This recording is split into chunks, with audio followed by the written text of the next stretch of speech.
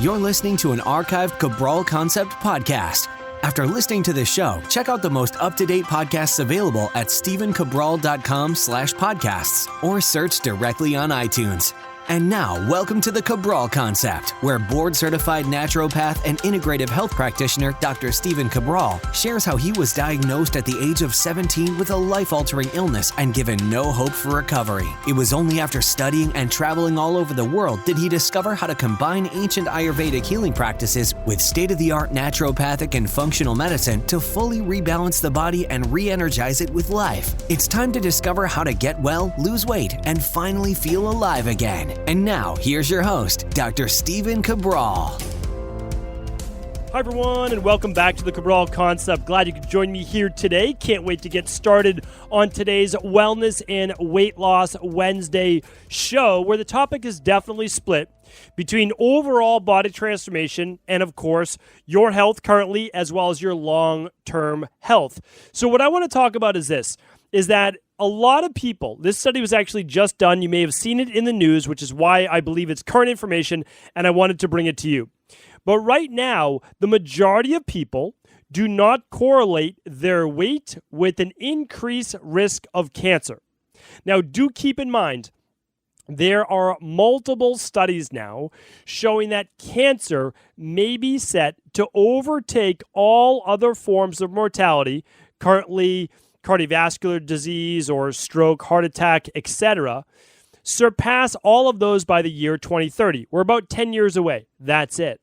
1 out of 2 people, they're estimating, will get cancer within their lifetime.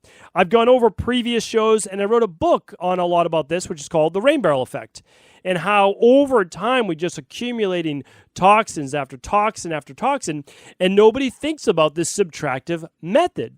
So that was, when you go right in the front of the book, it says the 6,000-year-old secret to getting well, losing weight, and finally feeling alive again. And I don't want it to be a secret. The secret is not always adding more. The secret is, how did we get here in the first place, and how do we go about removing a lot of the things that we've accumulated? Well, I'd say there is as big a topic, and that's this, that many people, I believe, can mitigate a lot of the health issues in their life. And I've talked about that before. But one of the big ones that we need to do is really watch out for cancer in our lifetime. And one of the ways that I believe you're going to be able to cut down dramatically on your risk of cancer is by maintaining a healthy body weight. Do I need you to be super lean and have six-pack abs? Absolutely not. It may not even be something that you wish to achieve or even should achieve because of what it takes to get there. Now, again, totally your choice. I support you either way. But I don't want to see you too lean or too thin because that's not going to help you in the long term as well. But I do want to see you in a lean, athletic, fit body. That's because this vessel, this organism, is what you have for carrying you through life. And again, sure, I want you to live a long, healthy life, but I don't want you to live a long, healthy life if there's not a good quality of life. So sure, I'd love you to live to 90 or 100 years old or more, but I want that to be with a great quality of life. I don't want you to be ridden with all these diseases of our modern culture. So here's what we can do, though. I know, again, me just reading the research out there, it's very straightforward. But the thing is this. I'm going to get you the exact report right now. And this is out of the UK. So this is why I thought that this was pertinent for us to go over. And it's why it was in the news. And so I wanted, again, to just show you this. They did a study. This is by Cancer Research UK. Okay, it's kind of like the American Cancer Society or American Cancer Association here in the US. So what they were looking for was, what are people's thoughts on being overweight and cancer? Is there any correlation? Over 75% of the people said there wasn't. They didn't even think of that as a possibility. Well, what I want to do is just shine some light on this. Cancer's a complicated topic, right? We have a whole field of medicine called oncology that focuses on cancer and cancer-based therapies. But the problem with cancer is this, is it is preventable. And the problem is we don't know how. We're never taught that. We're said, okay, if you get cancer, the American Medical Association would lead you to believe you have essentially 3 options, right? You can cut out the tumor, whatever it might be. We can go through radiation, we can go through chemotherapy. But there's a lot of steps in between. And again, we never know because we don't always know the exposures we're being exposed to, right? I mean, how many people are being exposed to pesticides, lawn pesticides every day of their life, or they're spraying themselves in fields every single day. They're a farmer or whatever it might be. So a lot of times you just don't know. But what I want to say is there's a direct correlation that each one of us can do that directly affects our chances of getting cancer that we absolutely can control. Not only can we control it for cancer, but if we can get our bodies healthy and fit, it can lead to a dramatic reduction in all-cause mortality, okay? All-cause mortality in terms of health factors, such as type 2 diabetes, cardiovascular disease, stroke, and that obviously that includes high blood pressure, and it includes cancer. So if we get rid of those, I've done previous podcasts before, we cut down on all-cause mortality by about 2/3. It's absolutely incredible. So let's talk about that today. But the reason why I want to talk about this is that I want to give you the exact reasons why. I don't want to say, yes, let's lose weight and get in great shape. Not for the sake of just vanity, though. That's not it. Let's get in great shape for what it's going to do for our overall longevity and health and quality of life. And there's 3 main reasons why that being overweight can lead to cancer. And the first one is this. There's 3 main ways, okay? And these are still being studied to this day, but I always like to give it to you essentially before you hear it anywhere else. And the first one is this. As you accumulate body fat, and what do I mean by that? So think of this. Inside your body are all these different fat balloons, but they're all deflated when you're in good shape, right? But they have the ability to be blown up. That's really what we're looking at. A lot of people think that we add fat cells. We're not really adding fat cells as we put on body weight. What we're doing is blowing up the balloons, the fat cells. So we get swollen. This is why I did a podcast on toxic fat or toxic water weight.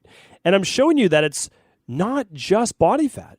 It's this swelling of the body with toxins. But go back. That's a previous podcast. I'll see if I can find it by the end of today's show. But I don't want to get off topic right now. So think of it this way. As you put on body fat, you're actually just expanding the cells in your body that naturally get larger. We call it adipose tissue by accumulating body fat. Okay, and again, I've gone into that before, but here's the thing. When those fat cells expand, they actually produce more endogenous, that just means within your own body, so not from the outside, but within. They produce more endogenous estrogen, man or woman. Why is that important? Well, here's why. We know that higher levels of estrogen, specifically estradiol, which is what we test for on a thyroid adrenal hormone test and a regular adrenal hormone test. When you have higher levels of estrogen, especially when it's not in proper ratio with progesterone, you have an increased risk for cancer. This is really important because we know this. We know that beyond a shadow of a doubt that this is exactly what happens. Well, here's what else happens. I'm going to just show you how cancer cells rise exponentially with an increase in estrogen as well as body fat. We see a large increase in 13 types of cancer associated with being overweight. And I want to go with those right now. So the first one is this. It's an increased risk in thyroid-based cancer, an increased risk in esophageal cancer, an increased risk in breast cancer, liver, stomach cancer, specifically the upper stomach, the pancreas, gallbladder, kidneys, bowels, ovaries, uterine cancer, myeloma, and prostate in there as well if you consider how estrogen swells the prostate. Really important to look at these factors because when we have a rise in body fat, we have a rise in estrogen. And the cancers that I just spoke about are directly correlated with that increase in estrogen. So if we wanted to cut down on our risk of dis-ease, and this dis-ease in particular is cancer, our job would be to control the level of estrogen or estrogenic output in the body. And one way that we can do that, we can reduce toxins and reduce body fat. That's the name of the game. Right there, that is such a big part of it. Remember, I always say this, right? So there's always a reason why. So why do we get cancer? Well, one of the reasons is adding body fat or putting on weight. That's today's podcast, right? But I've talked about before, the more pesticides you have in your body, the more chance of cancer. We know that. Again, clinically studied, clinically proven, quoted in the rain barrel effect. We know how to give lab rats cancer in the lab so that we can study on how to remove the cancer, right? How to cure cancer. Well, we give them cancer by giving them a specific pesticide. Amazing, right? So we know that causing cancer in a lab happens by giving rats a pesticide, yet with me humans, it's okay, right? It's okay to eat food-based pesticide. It's not. It's absolutely not. So again, there's always a reason why, okay? And here's the thing, though. There's not an immediate correlation. That's the problem with conventional medicine. When you put on body weight, you don't get cancer the next day. When you eat pesticide-laden food, you don't get cancer the next day. That's the problem. It could take years. Cancer isn't necessarily fast-growing. So I want to help you today to make sure we stay healthy for life. Estrogen is the first one, okay? So by reducing body fat, you reduce estrogen. I'll tell you how to do all this, really pull it together at the end. Number 2 is this. The higher the level of body fat, the greater the chance for insulin and its effects called IGF-1. Now, we can get this from a number of ways. You can get this from eating a lot of meat in the diet, a lot of dairy in the diet. You can get this from having a lot of sugar in your diet. Okay, these are all important factors. Here's the thing. We mitigate this by balancing blood sugar. That's the biggest thing. But here's the problem. We can look at this from 2 different vantage points. The more body fat you have, the more there's this repetitive cycle of ups and downs and fluctuations in blood sugar.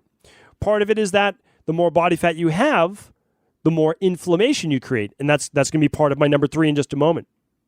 The more inflammation, well, the higher levels of cortisol, which then just again increases blood sugar, which increases insulin, which increases interleukins and increases cytokines, and I'm about to talk about those next, okay? So this is really important. When we look at this second part, it's a vicious cycle with unregulated blood sugar. We start to see our insulin levels go higher, and again, that's shown on a thyroid adrenal hormone test that you can do right at home. Our hemoglobin A1C starts to creep above 5.6. And I know that your PCP, that your MD says 5.7, 5.8 is okay. And a lot of them say up to 6 is okay, like it says on lab tests, but it's not. It's a danger sign. Those are warning signs. Just because you're not out of range doesn't mean you're healthy. If you went from 5.4 on a hemoglobin A1C, and the next year was 5.6, which is still okay, but it's right at that upper edge, you see a trend happening, right? Well, let's stop the trend. That's what I wish conventional medicine was all about, but they're not. They wait for you to get out of range before telling you, oh, you're pre-diabetic. We don't want that to happen, but we can see it happening with functional medicine lab testing. And again, a good integrative health practitioner, a good functional medicine doctor or naturopathic doctor will be able to share this with you. Really important to look at that. Okay, so we need to get our blood sugar under control.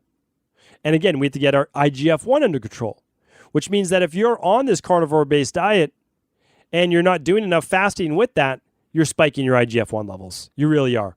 And if you eat a lot of cow's milk-based dairy, you're spiking your IGF levels, which are simply going to increase cancer. They really are.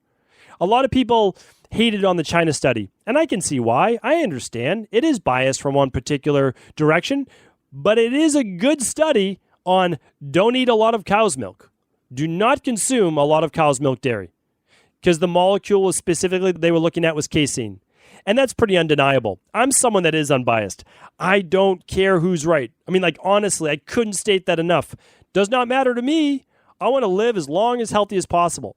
I want my family to live as long and healthy as possible. I want my friends. I want my private wellness clients. I want everyone in Cabral support group. I want everybody in our community to live as long, a healthy, and happy life as possible. It's really hard to be happy. Like, you need to push your willpower if you're in pain every day. If you're really overweight, if you're tired all the time, if you have brain fog. That's suffering. I don't want that for people. So we need to look at all of the things that help to reduce that. So it's really important. And again, cow's milk dairy is a big one. Okay, the next one and the third one, I can't believe we're already at the third one, is that when you increase adipose tissue, that means body fat, adiposity. As we increase body fats, we increase inflammation. I alluded to that. As we increase inflammation, the third one is this. It increases chemical messengers inside of the body. These chemical messengers are not good in this case. Here's why. We're increasing cytokine production, leads to more inflammation. People talk all the time like, oh, I have histamine issues, I have lectin issues, I have this issue, I have that issue, I have joint pain, I have like all sorts of different things, skin rash as well. A lot of this is from inflammation. This is from foods that your body's reacting to, but it's also from gut-based issues. A lot of it is from improper gut balance, but that's a topic for another show. Today we're talking about is as those chemical messengers increase, cytokine release from macrophages, you don't need to know what any of this means, increase in the body. This also encourages the dividing or metastasizing of cancer cells. This is how cancer grows and spreads at a much rapid rate. This happens by feeding it sugar. This happens by feeding it a lot of meat, a lot of dairy. This is stopped by reducing body fat, doing a nice 12-hour overnight fast, doing something like a quarterly functional medicine detox, doing things like sauna, and looking at the body as an organism that needs to balance between anabolism and catabolism. And that's what the last point I want to give you today. The reason why fasting is so popular right now, and even a lot of plant-based diets, is that they're more catabolic. What does that mean? Well, it means there's more breakdown than there is a building up. Now, why would that be helpful in today's society? Well, if you think about it, you have access to unlimited quantities of sugar and fast food for the most part, right?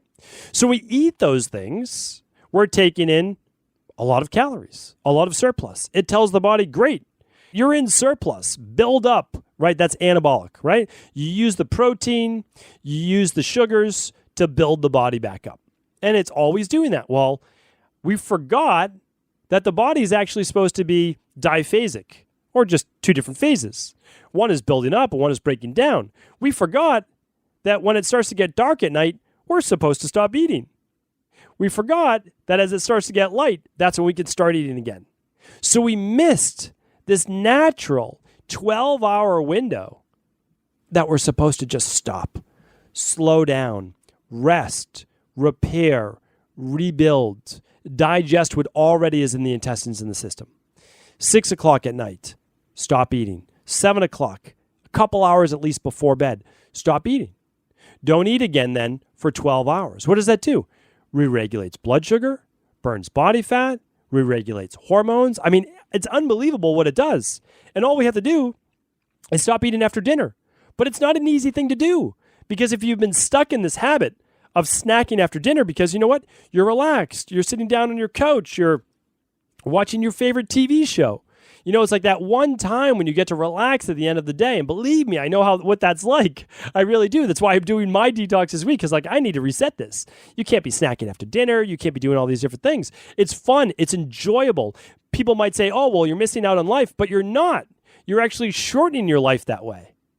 Enjoy life in other ways besides having to do those food-based things. And again, I'm not saying you can't have your favorite foods.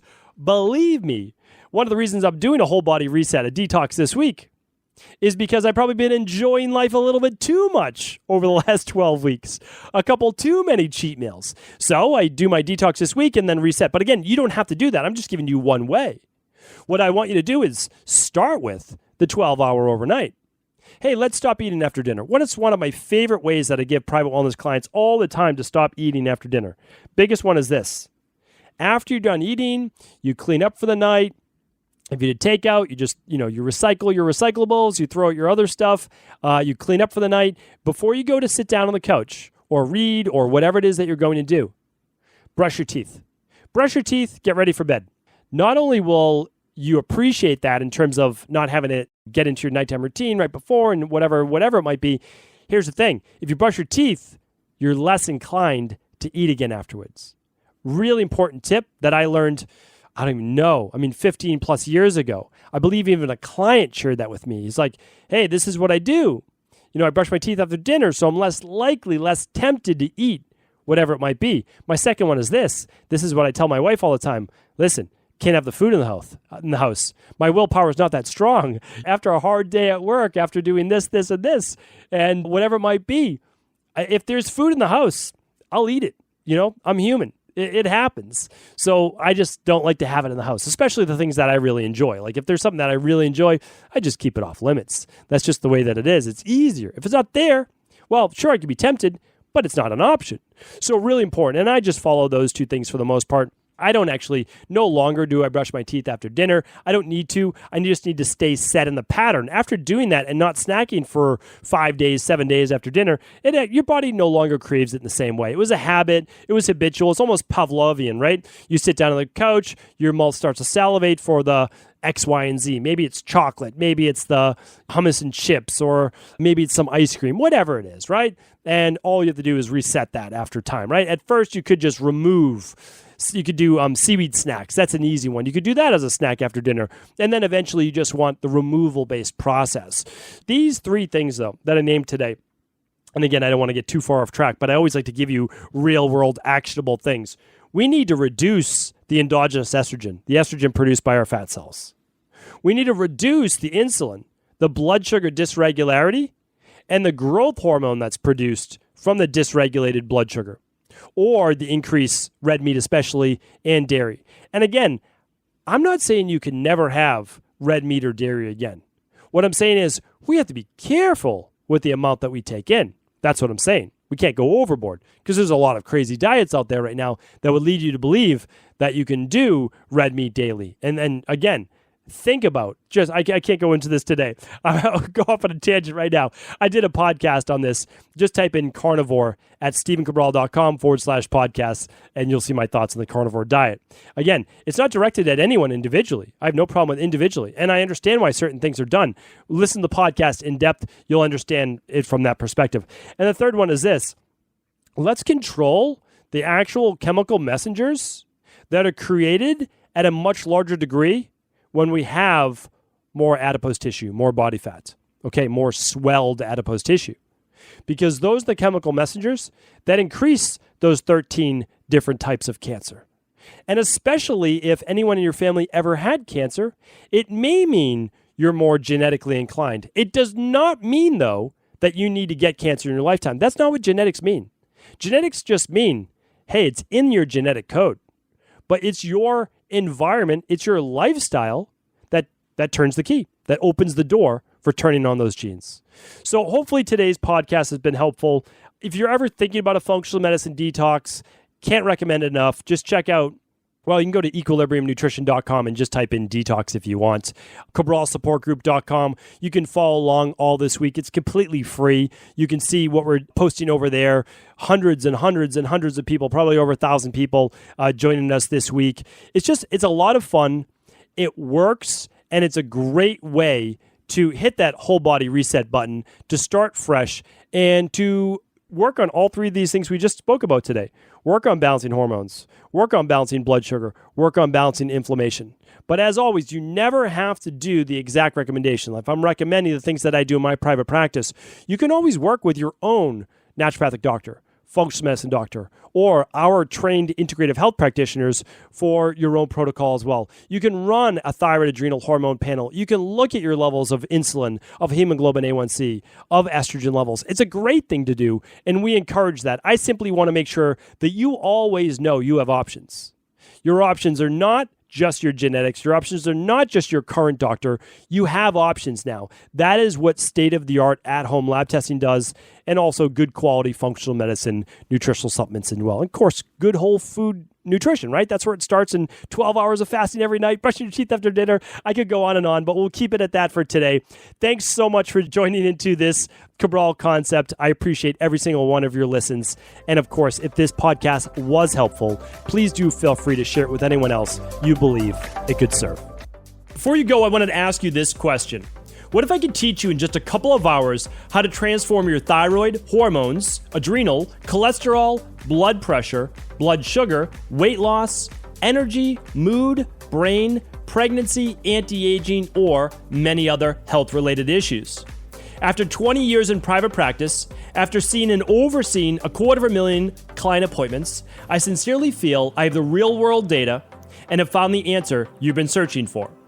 So what I've done is spent hundreds of hours of my own time refining what you need to know in order to uncover your underlying root cause health issues and then begin to rebalance the body and bring it back to a state of robust health and wellness.